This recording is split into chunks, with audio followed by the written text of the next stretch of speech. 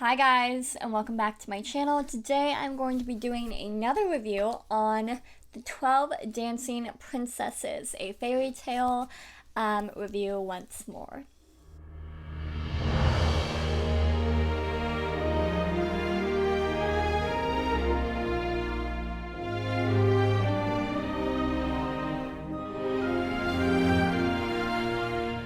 Okay, so you guys asked for more reviews on Fairytale, so I am more than happy to give it. So the book I'm going to be, or the story I will be reviewing today is the 12 Dancing Princesses. I have it in this edition. I also have plenty of copies of it in all of my Grimm books. I have various different books from the Grimm brothers, but I had never read this book. And it's now one of my favorites. So the 12 Dancing Princesses, I didn't really understand. I've never read it, so I went ahead and picked it up. And again, I did this beautiful illustration edition, and I think it's by the same person who did the Baba Yaga book that I showed in a different video. But basically, it's a story about 12 princesses in a kingdom, and they all sleep in the same room, and there's I think a prince wants to marry one of the girls or something, so he has to do something, and he always fails. Nobody ever marries the princesses. Nobody ever really knows what happens during that night, but basically when they wake up, their shoes have holes in them, and nobody really knows why. And every time somebody tries to figure out why, they fail. So this story follows a young man named, I think, Peter. Yep, Peter, very original. And he has blonde hair and blue eyes, and he is a gardener. So he lives in a little village. He eventually goes to the castle and goes to the castle grounds and gardens all these flowers and gives them to the princesses. And he finally gets a chance to do what all the other men have done, and he gets his chance to figure out what happens at night with the princesses. And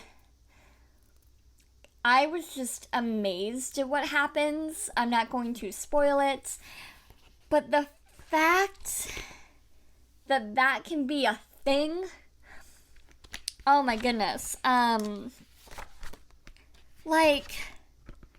Hello, I would love to be, it's just an amazing concept of what happens down there. They kind of want to spoil it.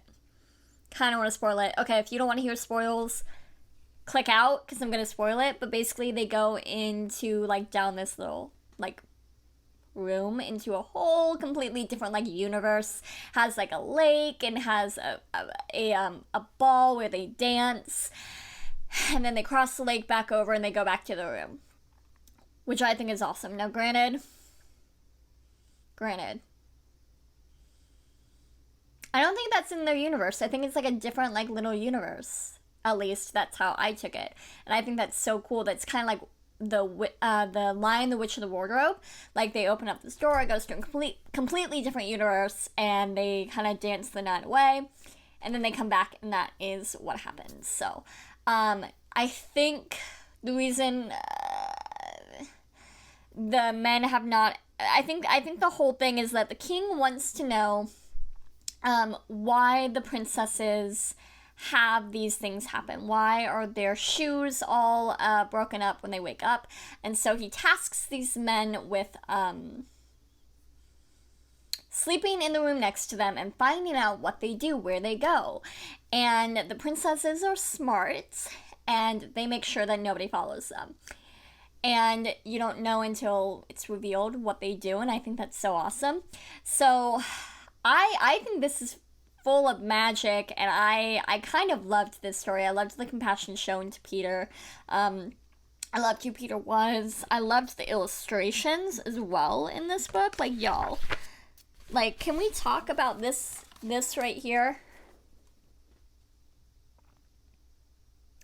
I don't know if you guys could see that, but it is an amazing illustration. So I would highly recommend this book. I loved the 12 Dancing Princesses, and I might do a story on them. I don't have anything inspired or planned. I have a couple different books I would like to write prior to writing that, but definitely something I would be open to do in the future is a retelling of this story. So with that being said, I will go ahead and go. I hope you guys liked this review, and leave me a comment down below and like this video, and I'll see you guys in the next one.